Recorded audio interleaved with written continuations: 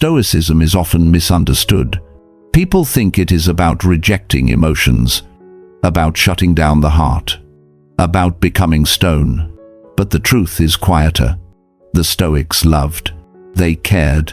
They had families, friends, even lovers. Marcus Aurelius wrote tender notes to his wife. Seneca exchanged letters of warmth with his friend Lucilius. They were not cold. They were not empty. They were human. Yet they gave us a warning. Do not let your love become a chain. Do not let care turn into captivity. Do not place your freedom in the hands of another's choices.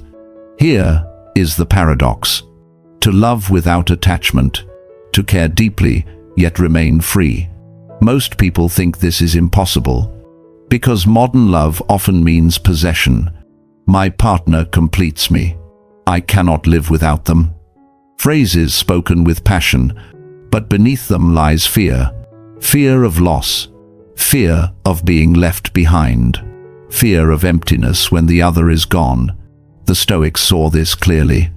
They said, "Love, but do not cling. Care, but do not collapse if you must let go." Epictetus reminded us, "You do not control another person. You do not control their heart. You do not control whether they stay or whether they leave. What you control is your response, your choice, your virtue." This does not mean you should love less. It means you should love more purely. Because when love is not tangled with fear, it becomes clearer. When care is not chained by attachment, it becomes stronger. Think of fire. If you clutch it with your bare hands, it burns you. If you give it space, it gives you warmth. Think of a bird. If you lock it in a cage, it suffers. If you let it fly free, it may return to you willingly. This is the Stoic paradox of love, not to harden your heart, but to open it without fear, not to hold less, but to hold without chains. So the question remains, can you care without attachment? Can you love while standing free? The Stoics believed you can. The rest of this journey will show you how. Why attachment hurts love. Love is natural. To want closeness is human. But when love turns into attachment, pain begins to grow. Think of the mind in love. It does not only admire, it grasps. It seeks guarantees. It whispers, "I must keep them, they must stay." From this comes jealousy, suspicion, a constant fear of loss. The heart is not at peace. It is restless. In modern life, this restlessness often hides behind small habits. You check your phone every few minutes. You wait for the text reply. You notice the gap in time. 3 minutes, 10 minutes, an hour, and the silence feels unbearable. So you send another message. "Where are you? Why didn't you answer?" Each minute without contact feels like rejection. This is not love. This is attachment. It is not care. It is control wearing the mask of care. Many adults live in this loop. Couples who text each other all day, not out of joy, but out of fear. Fear that distance means fading love. Fear that silence means betrayal. Fear that space means abandonment. In reality, love should breathe. Without space, it suffocates. Without freedom, it weakens. What feels like closeness becomes captivity. The Stoics warned us about this. They saw the difference between love and dependence. Love, they said, is natural. Dependence is chosen. It is created by thought, by judgment, by clinging. Epictetus was clear. Events do not disturb us. Our opinions about them do. In love, it is not the delay in the reply that hurts. It is the story you tell yourself about it. It means they don't care. It means they are drifting away. It means I am losing them. The pain is not in the fact. The pain is in the judgment. Attachment takes a pure bond and loads it with fear. It adds weight to every silence. It creates anxiety where there could be calm. It turns love into demand rather than gift. Imagine holding water in your hands. If you squeeze too tightly, it escapes. If you let your palms rest open, it stays. Attachment squeezes. It tries to force security. And in forcing, it loses what it wanted to keep. The Stoics looked at this with calm eyes.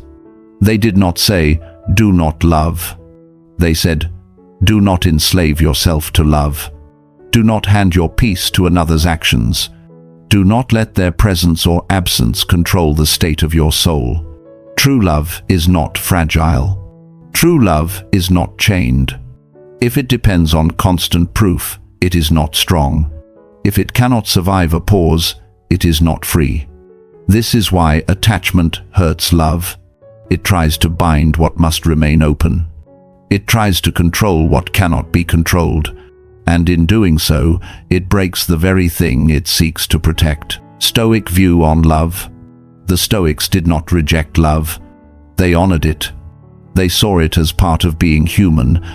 Seneca once wrote, "To love is to wish well, not to own, not to control, not to make the other a possession, but to wish them good, even if that good does not include you." This is the essence of Stoic love. It is not about chains. It is about goodwill.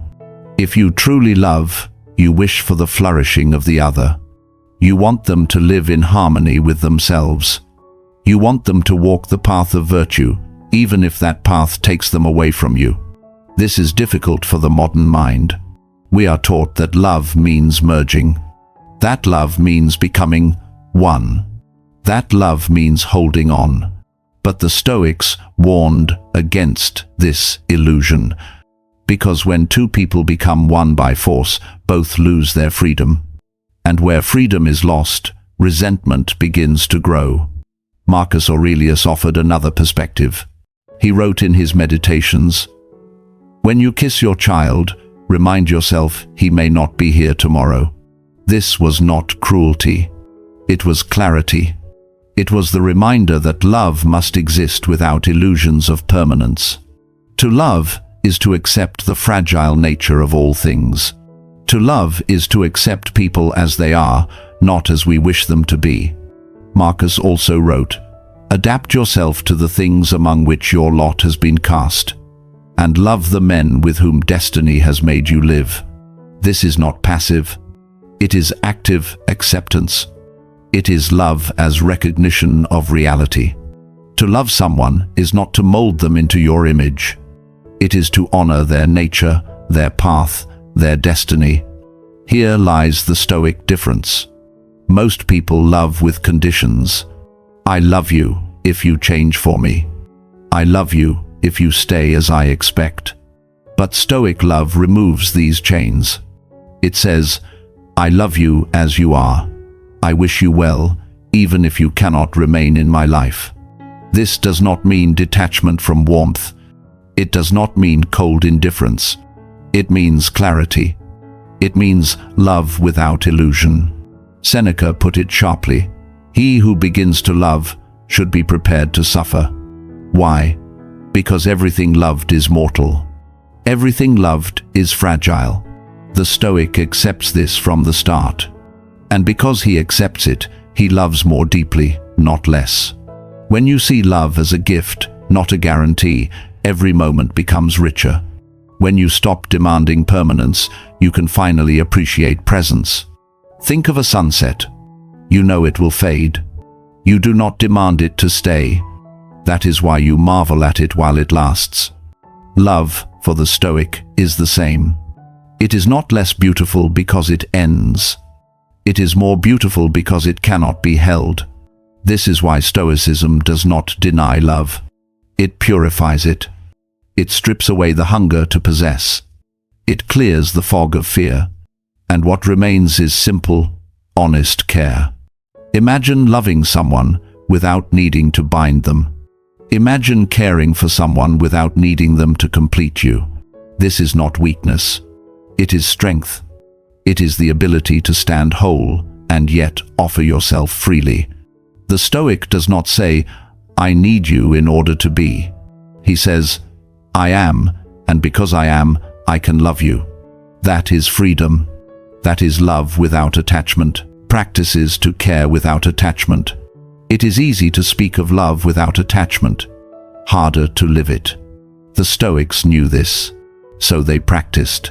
They trained their minds and hearts the way an athlete trains his body, and we can do the same. There are 4 practices that can guide us, 4 ways to care deeply yet remain free. 1. Negative visualization. The first is negative visualization. The Stoics used this often. They called it premeditatio malorum, the premeditation of evils. Imagine, just for a moment, that the person you love is gone. Not because you wish it, not because you want it, but because life can change in an instant. People leave, circumstances shift, death is certain. This thought is painful, but it sharpens gratitude. It wakes you up.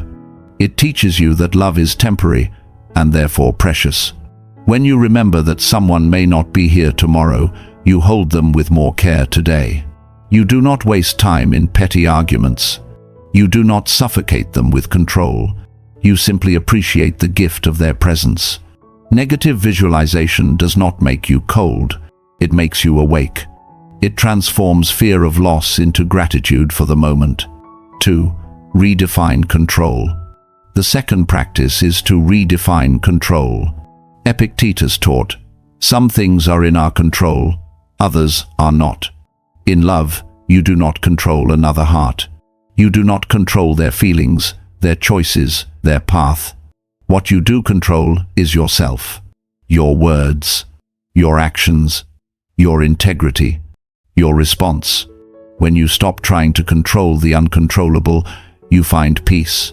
You stop measuring love by the reaction of the other. You measure it by the purity of your own actions. This does not mean passivity. It means focusing your energy where it matters, on being kind, on being honest, on being steady. The more you root yourself in your own virtue, the less fragile your love becomes. 3. Detach need from preference. The third practice is to detach need from preference. It is natural to want someone near. It is natural to enjoy their presence. But Stoicism asks, is it a need or is it a preference? A need enslaves you. A preference frees you.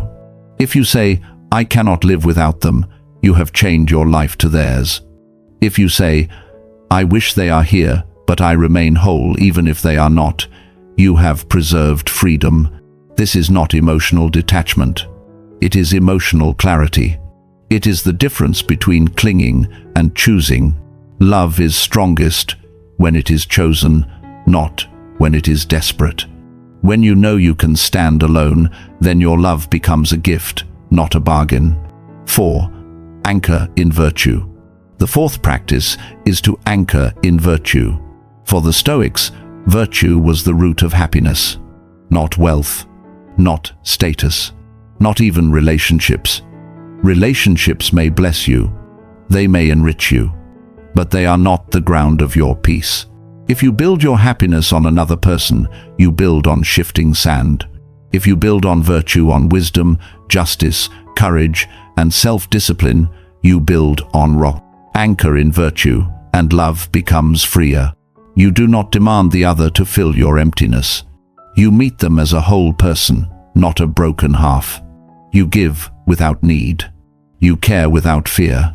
Consider a parent in the United States. They love their child. They nurture them for years. But one day, the child grows. They leave for college. They move to another city. They start a life of their own.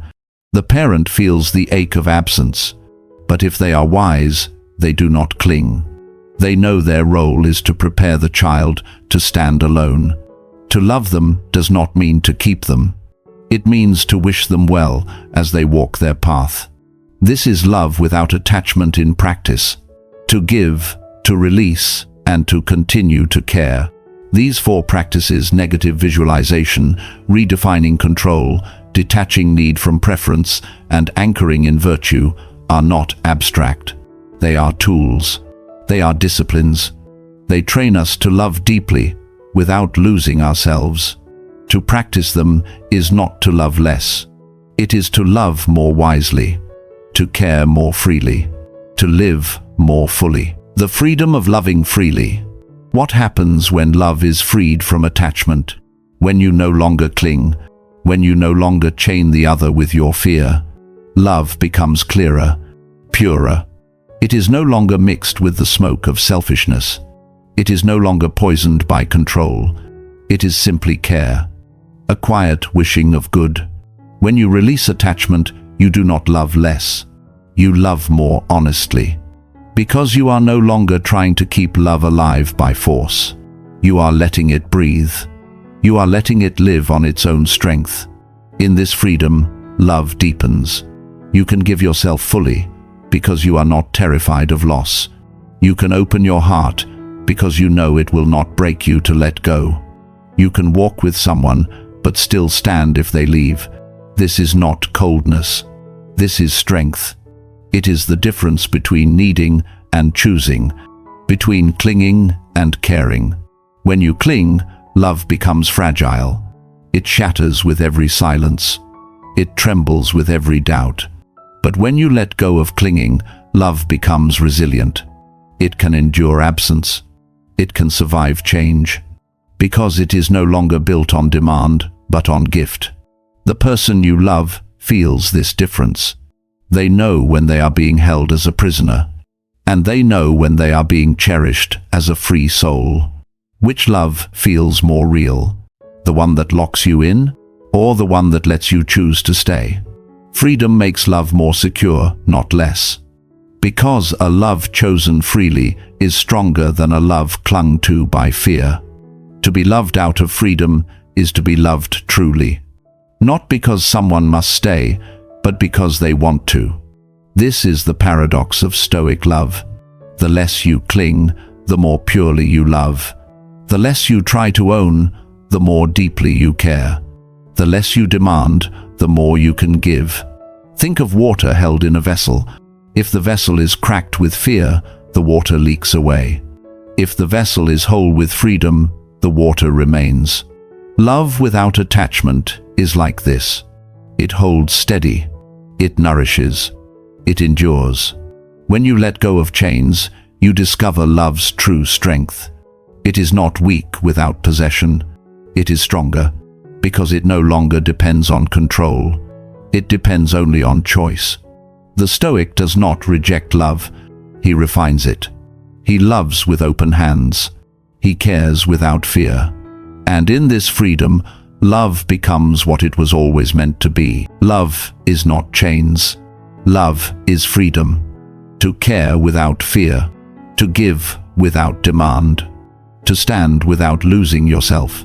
This is the truth the Stoics left us. Not to reject love, but to refine it. Not to shut the heart, but to open it with wisdom. Not to escape connection, but to embrace it without captivity. As you sit with these words, look quietly at your own relationships. Where is your care pure, and where is it tangled in fear? Where is your love a gift, and where has it become a demand? Where do you support the other's path, and where do you try to hold them back for your comfort? These are not questions to answer aloud. They are questions to carry in silence, to let them shape how you love tomorrow. Remember, the less you cling, the more purely you love. The less you try to own, the more deeply you can care. The less you demand, the more freely you can give. Love is not diminished by freedom. It is deepened. It is strengthened, because it is no longer chained to fear. Imagine a love that does not tremble when space appears. Imagine a care that does not vanish when absence comes. Imagine a bond that remains strong, not because it is forced, but because it is chosen. This is the way of Stoic love. It does not make life colder. It makes it steadier. It makes it more human, not less. So let your relationships be guided by this quiet wisdom. Let them be marked by freedom, not captivity, by goodwill, not possession, by presence, not fear. And as you reflect, hold this final truth. The Stoic does not love less. He loves without captivity.